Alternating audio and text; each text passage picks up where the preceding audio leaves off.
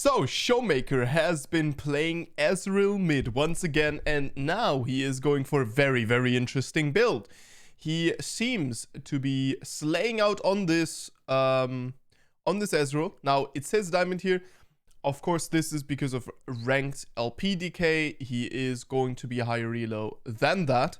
And the matches that he plays are going to be against better players as well. So, don't worry. But we are going to jump into a video here in which we will have a look at exactly that. Now, this is the only replay I could really find that is worth anything. And we are going to blitz through some parts of it. As obviously, yeah. So, important to start out is he's running Bloodline, right? And obviously he's running the Conqueror, and you know, this is just early game and money efficiency. Biscuits have really good value on something like Ezreal, right? Because you gain mana from them as well as HP. He also goes for coup de grace, not for cut down, which I find interesting. Yeah, I think both of the other runes generally do more damage most of the time, but you know, it is what it is. And here we see his skill order and his item builds, and this already spoils it, as he will be running a Moonstone Renewer later on, and we will talk about that a little bit during laning phase. Yeah, it seems like he goes Q, E, W, and then obviously we max the Q, and then we max the E. Alright, so the thing is, right, that Ezreal has a lot of options for builds. There is the Trinity Force build, there is the, you know, more popular Essence Reaver Rush, and then into Kraken, Navori, for example. That build does incredible amounts of damage and is obviously the build that is being played most of the time nowadays. There are also other options, but Ezreal in general obviously is in that position where he utilizes auto attacks quite a bit. Especially on the higher level of play, but also has a lot of different things going on when it comes to the spell damage and AP and AD and using HP and stuff. So there's a lot he can do. Now, here, what we see happening here is that Ezreal passive is going to be a constant context during this game. Ezreal passive is super important. And in this game, the enemy as well as him will use it, and he will get punished for using it poorly or stuff like that as well. So here, he obviously uses his Q, which means Ahri knows that she can trade on him. So she walks forward, hits him with a W, right? And then his Q comes back up, and he ends up tagging the minion, not the Ahri, right? And now here, obviously, he wouldn't go for the Ahri if she was dodging outward. If he isn't confident he can hit it, because it's actually very important for you to get your passive stack stacked up early on, because that is kind of your means of wave clear, right? You're facing off against mages, which, you know, usually have innate wave clear in a way. So here he will drop his passive again, and we'll have to start building that one up again from the minions, which makes him much weaker. But his goal here is to start poking out a little bit, poking out the Ahri, and not, you know, he doesn't want to push this in as quickly as possible. He wants to kind of slowly get this into the turret while getting some Qs onto Ahri. Now here, now that Ahri is level 2, it becomes a little bit more difficult, but level 2 Ezreal has the ability to avoid most skill shots and continue on with the damage, right? So if Ahri charms him, he can E and still be in range for another Q and even for auto attacks, depending on how aggressive he does it. So here, he goes for the first trade, and this is something that you'll see him do a lot, right? He tags her with the W, and he immediately E's inside of the minions. to proc out the damage from the W. He does this a lot. Now you have to understand that whenever you do this, you open yourself up for ganks, right? So this is something where you have to be very, very careful. And we also see that he prioritizes dealing damage to Ahri, right? And he isn't so much about wave control. He's trying to deal maximum damage to Ahri. Here again, a W catches, and he's going to E forward. Almost reliably. But, yeah, he gets punished for it immediately. At least that is the attempt of the enemy team to punish him for it. And the problem is that Ezreal is very strong on the early levels as the flash for flash. And he's going to be able to E out here. So Ezreal is flash out of the Ahri as well. As Ezreal is very strong in the early levels. I mean, Ezreal generally is very strong. And it can be surprising how much damage he does, especially early on though. That is the more important part, right? There have been a lot of different Ezreal builds in the mid lane. There even is the AP Ezreal. But all of those builds have in common that they can deal incredible amounts of damage, especially with Conqueror. And surprisingly put on a lot of hurt. Now, he does have his biscuits here, so he's going to proc them, right? And he tries to gain control over the wave. Hit some good poke onto Ahri. That's actually very important because of presence of mind. That Q is absolute pain. But yeah, he's gonna try to push this out. Ahri does realize that he is going up against a 80 carry, which, you know, just with auto attacks is just, as long as he plays careful, always gonna have control over the wave. So she does do the more sensible thing and she just recalls immediately. And just tries, I mean, she could have recalled earlier. Should have recalled earlier. But there she recalls because she goes, okay, well, I can get a kill. I can't get a kill on him. I don't have flash. He doesn't have flash. It's kind of a, you know, even scenario. Now, he seems to be running something like Exhaust or Cleanse a lot. And obviously versus Ahri, Cleanse is very good. So that is something to keep in mind. And he's going to run a Cull here, which obviously will help out immensely with sustain.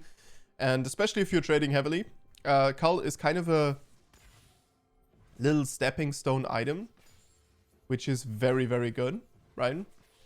As on some champions, you really want to rush that first item. Ezreal,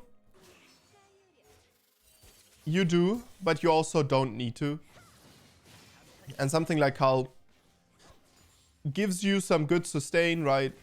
Can give you a potion worth of HP. And since, you know, you proc those on-hit effects so incredibly much, you are, I mean, on him, it's probably more than a potion worth of healing, plus the AD, plus the fact that, you know, eventually the item pays for itself. Makes the item oftentimes worth getting instead of getting something like a potion, even. As we are going in for a trading combo, playing very aggressively here. The E, interestingly enough, I found this, Eing aggressively on Ezreal when people aren't prepared for, often makes them just throw out their spells. Because they still try to catch you, right? They go, oh, Ezreal used his E, I can... And then, obviously, you can just easily dodge it. Because, you know, it's often like this haphazard, like, oh, and you throw it out. Seen that so much, right? I've played a bunch of Ezreal. Seen that so much happening. That people just kind of throw out their spells. As the dragon will be picked up here by the Viego.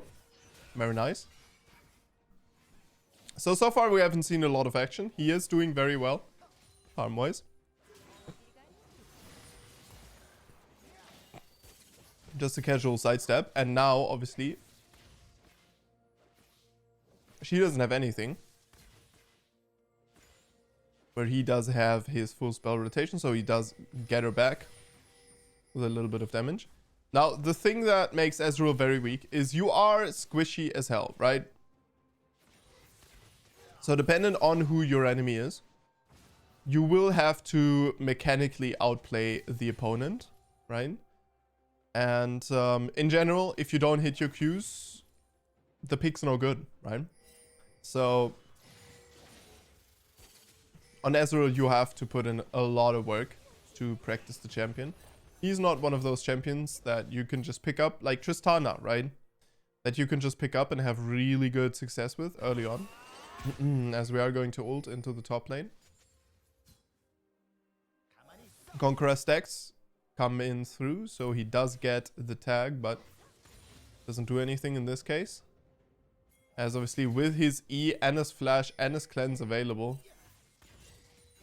doesn't have to be too afraid here.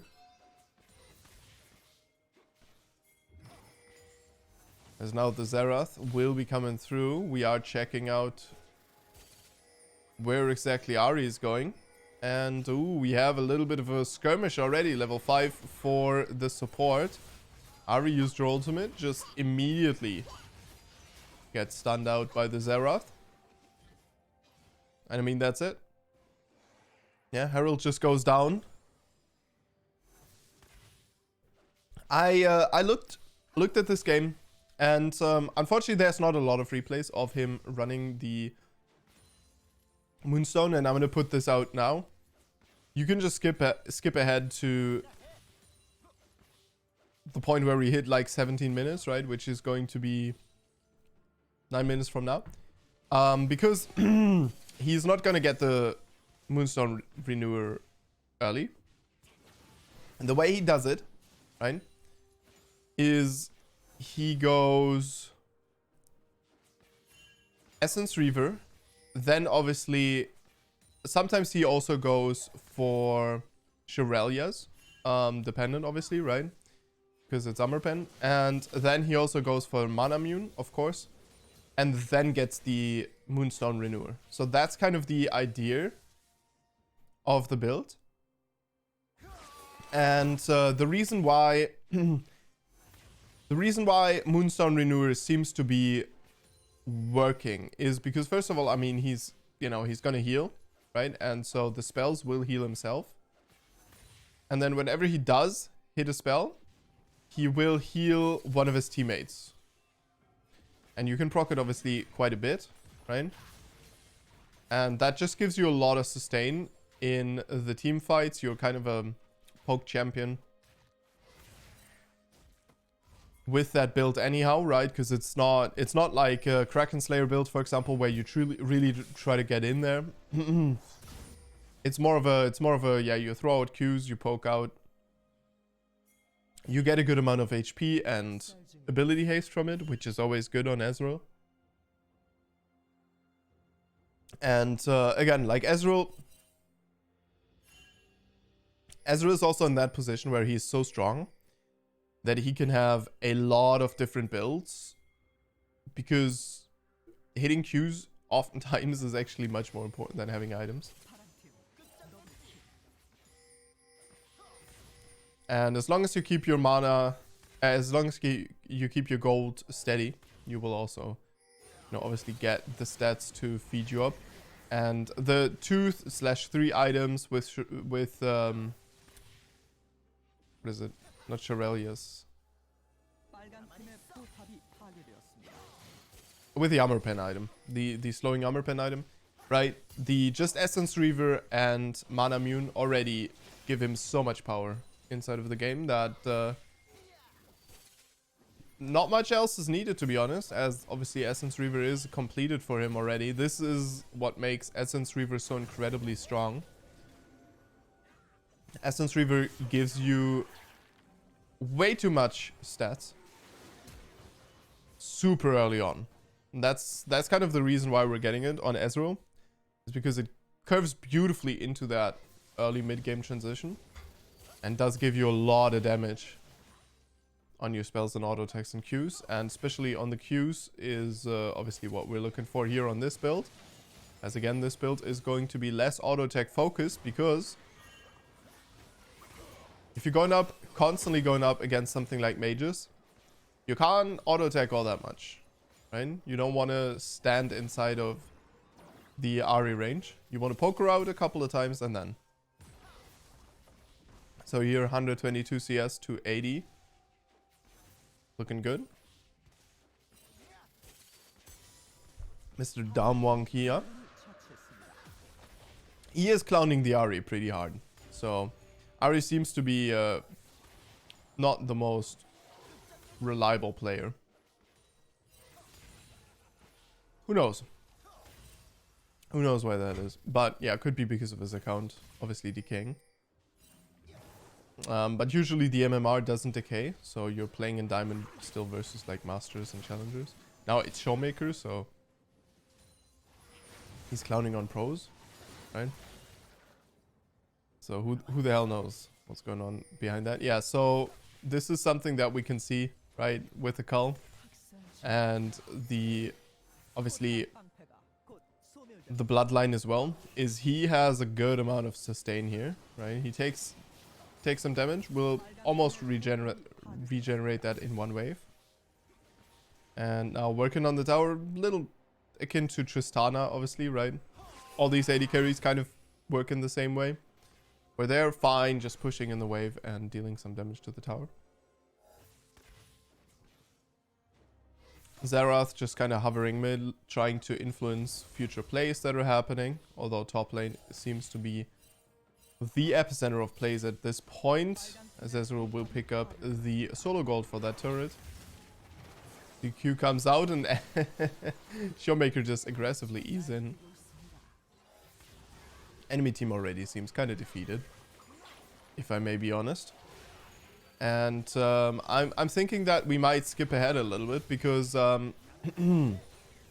there is not going to be too much going on in this one, as it's just them hard winning. So we're going to skip to the point where he gets the Moonstone Renewer, which was somewhere around here.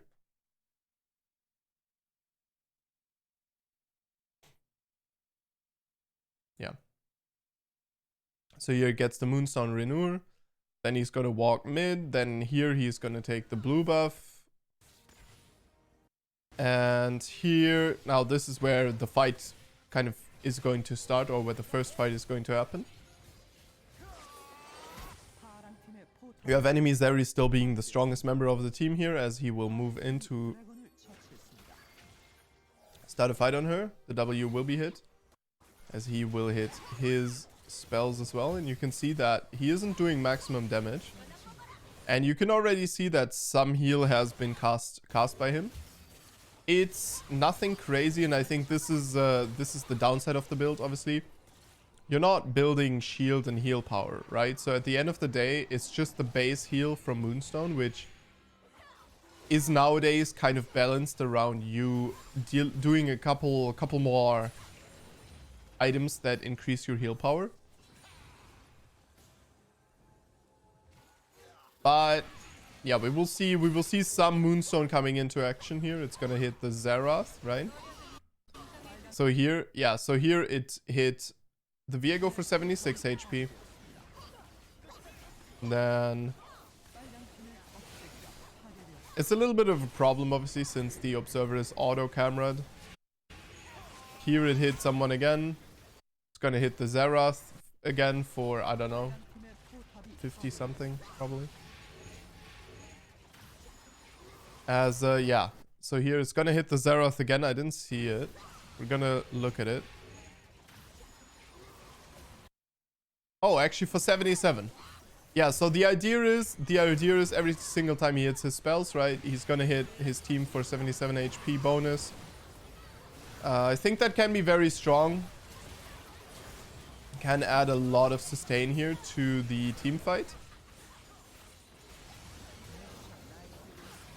And it's honestly a build that you would have to see more of, right, to know how good it is.